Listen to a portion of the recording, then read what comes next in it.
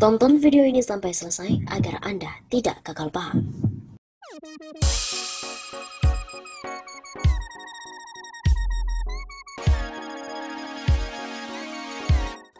Solidaritas Mahasiswa Hukum mendesak KPK untuk menelusuri aliran uang korupsi Bansos ke PDIP. KPK kembali didesak untuk menelusuri dugaan aliran suap bantuan sosial Bansos COVID-19 berupa sembako untuk wilayah Jabodetabek tahun 2020 ke elit PDIP. Desakan itu disampaikan oleh Solidaritas Mahasiswa Hukum atau Semasih yang menilai bahwa korupsi Bansos di tengah pandemi COVID-19 dan krisis ekonomi merupakan perbuatan kejahatan luar biasa yang dilakukan oleh para pejabat tinggi negara dan juga para elit politik yang menguras uang negara dengan cara bertentangan dengan hukum. Kasus tersebut adalah bantuan sosial yang dilakukan oleh Kementerian Sosial dan kembali berimbas sampai pada parlemen serta pedagang makro yang notabene adalah kader PDIP yang dipimpin oleh Ibu Megawati Soekarno Putri. Ujar Presidium Semasih Malik Bregel R di Jakarta pada Rabu 27 Januari. Di mana kata Malik, dua kader PDIP yang diduga terseret dalam kasus Bansos adalah Herman Heri dan Ihsan Yunus. Selain Juliari Peter Batubara yang menjabat sebagai Wakil Bendahara Umum DPP PDIP selain menjabat sebagai Menteri Sosial. Kami menemukan beberapa permasalahan yaitu penegak hukum, dalam hal ini adalah KPK yang berada di bawah tekanan elit-elit penguasa di NKRI, dianggap lalai dalam melakukan pengawasan ataupun pencegahan atas permufakatan jahat yang sudah merampas hak rakyat di saat musibah pandemi. Catatan somasi lagi ada 8 poin yang harus disampaikan, yaitu mendukung langkah-langkah proaktif yang dilakukan oleh KPK dalam mengungkap kasus korupsi dana Bansos. Kedua, menolak setiap isu yang melemahkan KPK dalam mengungkap kasus Bansos. Somasi juga meminta KPK memeriksa PDIP terkait dengan aluran anggaran kasus Bansos COVID-19. Mereka menduga Herman Heri dan Ihsan Yunus sebagai aktor parlemen yang terlibat dalam kasus itu. Selain itu, masih kata Malik, Somasi juga mengutuk keras perbuatan keji yaitu korupsi dana Bansos dalam kondisi pandemi yang dilakukan oleh oknum partai politik.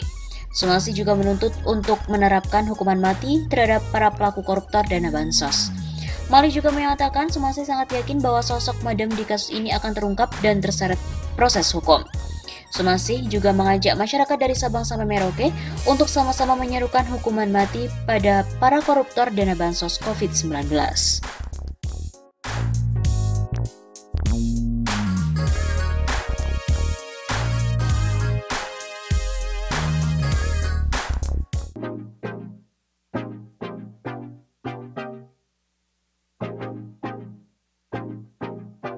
Korupsi dana Bansos. Setelah anak Pak Lurah, kini pun muncul istilah Madam yang diduga merupakan petinggi PDIP.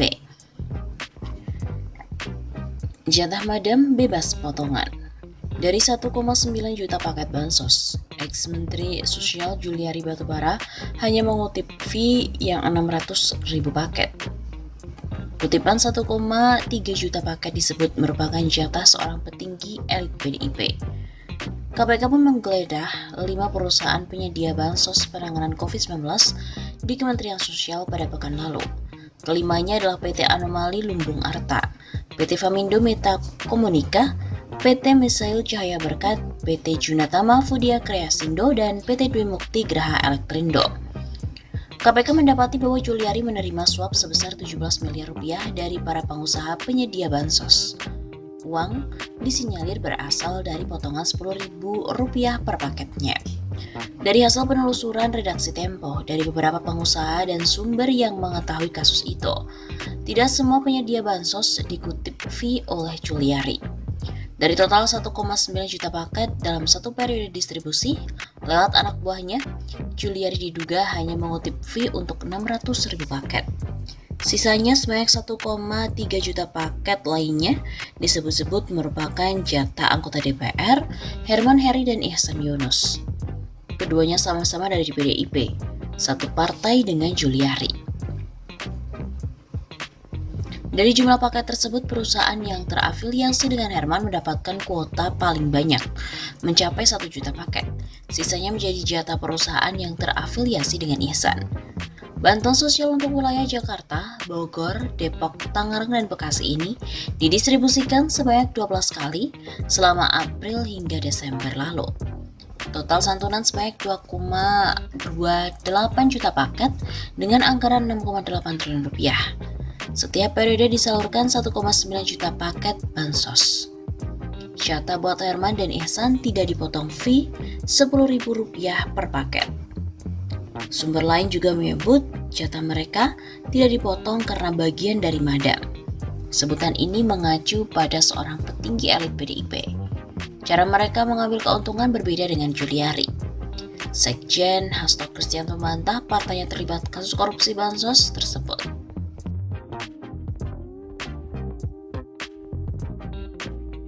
Ulah netizen ada-ada aja. Kamis 21 Januari sore, lini masa Twitter dipenuhi dengan hashtag Madam Bansos.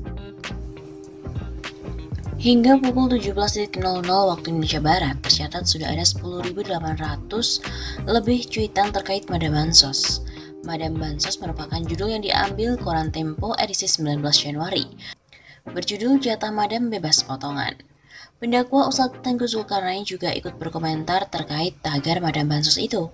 Deklarator kami, Koalisi Aksi Menyelamatkan Indonesia, awalnya menyebut anak lurah hingga Madam dalam kasus dugaan korupsi bansos. Kasus bansos kemarin kalau anak lurah semua orang sudah tahu siapa, tapi kalau Madam siapa ayo? Tak jelas siapa yang dimaksud anak Pak Lurah dan Madam oleh Tengku Zul. Dia yang meminta KPK membongkar kasus yang melibatkan keduanya. Berani nggak KPK dan tangkap anak lurah serta Madam jika memang terlibat? Berani? Di unggahan lainnya, ia juga menyinggung para pemegang kekuasaan di Indonesia untuk menjalankan amanah sebaik-baiknya. Di unggahan terbaru, ulama kelahiran Kota Medan itu menyindir para pembesar negara yang melakukan tindakan korupsi. Ya Allah, jika ada para pembesar negara ini yang mengaling uang rakyat dan mengkhianati amanah, berilah hidayah agar mereka taubat sebelum mati. Jika para koruptor itu tak tobat atau mendapatkan hidayah, Tengku Zul mendoakan mereka mendapat azab.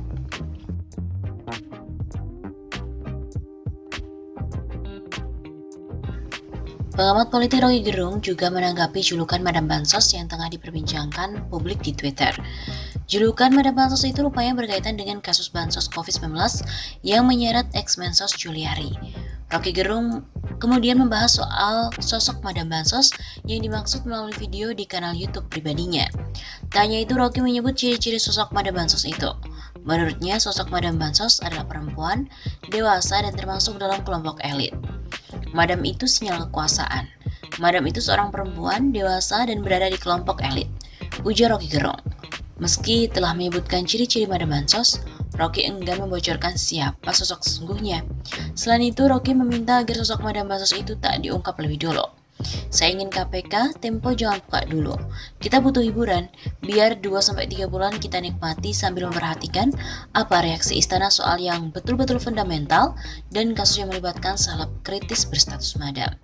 Di samping itu, Roky paham apabila publik penasaran dengan sosok Madam Bansos. Namun menurutnya hal ini tidak perlu diproses secara terburu-buru, lantaran ada sejumlah proses yang harus dijalani. Sebelumnya, RG juga sempat mengucapkan selamat ke PDIP karena mengumpulkan medali koruptor terbanyak. Di awal videonya, kolumnis Hersubino Arif menjelaskan 3 penghargaan muri yang didapat PDIP, yakni prosesi HUT ke-48 tahun dengan peserta daring terbanyak, penanaman pohon terbanyak oleh anggota parpol, dan tumpang terbanyak. Selain itu, Hersubino turut menyebutkan usulan menarik dari publik tentang penambahan rekor bagi PDIP.